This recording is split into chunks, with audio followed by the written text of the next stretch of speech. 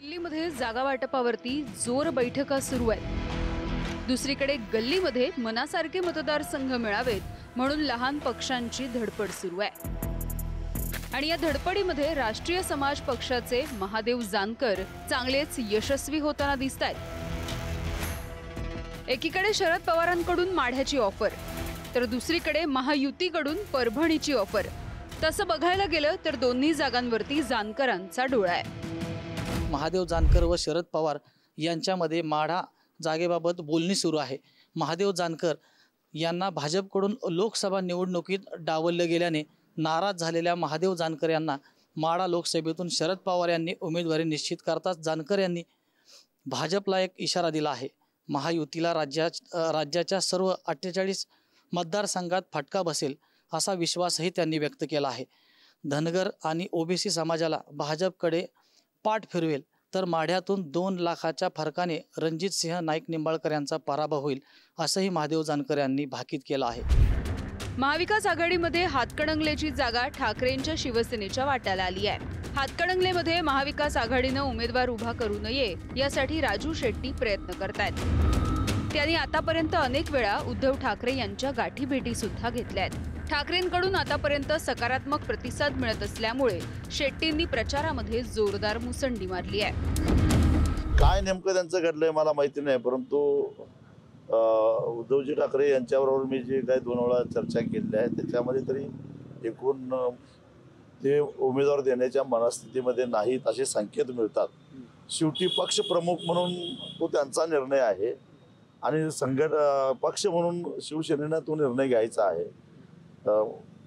मी उमेदवार दिल्यानंतर काय होईल, नाही दिला तर काय होईल या गोष्टी त्यांच्या समोर मांडलेल्या आहेत। शेवटी निर्णय त्यांनी घ्यायचा आहे। ती सीट शिवसेनेच्या वाट्याला आहे आणि म्हणून शिवसेनेबरोबर राजू शेट्टी स्वतंत्ररित्या चर्चा करत आहेत।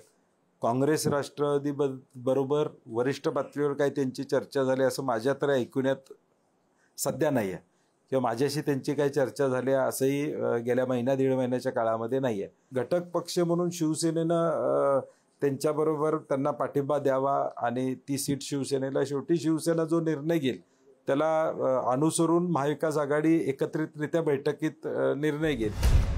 स्वाभिमानी शेतकरी संघटनेमध्ये राहून राजू शेट्टी यांना डिवचणारे नेते म्हणजे रविकांत तुपकर। सध्या रविकांत तुपकर यांनी कोणत्याही आघाडीचा झेंडा खांद्यावरती घेतलेला नाहीये। तुर्तास तरी रविकांत तुपकरांनी अपक्ष या आखाड्यामध्ये उतरण्याचं ठरवलंय। सध्या तरी बच्चू कडू हे मुख्यमंत्री एकनाथ शिंदे यांचे समर्थक, मात्र वारंवार मंत्रिपदाला हुलकावणी मिळू लागल्यानंतर त्यांनी देखील सूर बदलले। लोकसभेबद्दल प्रहार जनशक्तीची काय भूमिका असणार हे बच्चू कडू 11 एप्रिलला जाहीर करणार आहेत। जागांसाठी कुणासमोर पदर पसरणार नसल्याचं त्यांनी स्पष्ट केलंय। भाजपच्या चिन्हावरती लढवल्या जाणाऱ्या अमरावतीमध्ये बच्चू कडू यांची भूमिका महत्त्वाची ठरणार आहे।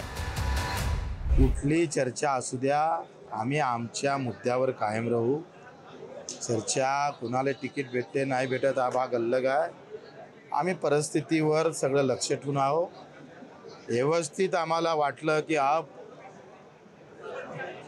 उतरावं लागतं तेव्हा व्यवस्थित तुम्हाला माहीत पडेल का बाबा बच्चू कडू आणि प्रहारची एंट्री एकदम सही झालेली आहे। काही मतभेद होत असतात, बच्चू कडूजींचे मतभेद झाले असतील, अडसुळांचे मतभेद झाले असतील, पण एक विषयाकरता सारे एक आहोत। मोदीजी प्रधानमंत्री व्हावे याकरता कोण उमेदवार आहे, कोण लढताय यापेक्षा विकसित भारताकरता मोदीजींच्या पाठीच्या मागे राहण्याचा बच्चू कडू साहेबही त्या ठिकाणी प्रयत्न करतील, अडसूळजी प्रयत्न करतील, कुठलेही जे अमरावतीकर आहेत तेही प्रयत्न करतील, कारण एकच संकल्प आहे मोदीजींच्या नेतृत्वातला भारत। 100% सोबत राहतील असा मला विश्वास आहे। शिंदेच्या शिवसेनेचे राजेंद्र गावित हे पालघरचे विद्यमान खासदार। आधीच भाजप पदाधिकाऱ्यांकडून राजेंद्र गावित यांच्या उमेदवारीला उघड विरोध होतोय।